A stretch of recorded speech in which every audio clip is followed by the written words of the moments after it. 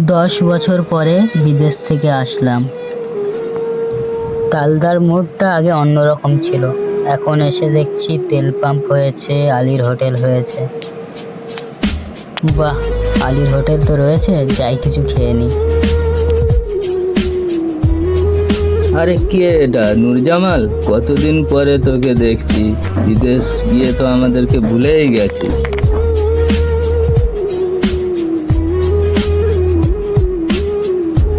না দাদা, তোমাদের কথা ভুলিনি, সব সময় মনে ছিল।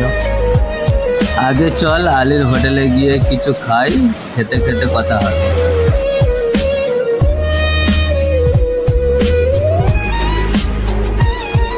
আলীর দোকানের ঘুনার তো অসাধারণ টেস্ট।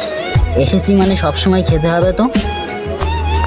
এবার তো তুই বাইরে থেকে চলে এসেছিস, এবারে প্রতিদিন খেতে পারবি গুনা। তো তুই আর কি বিদেশে যাবি, না দেশে থাকার চিন্তা ভাবনা করছিস? না দাদা, আর বিদেশে যাব না, এবারে দেশেই থেকে যাব।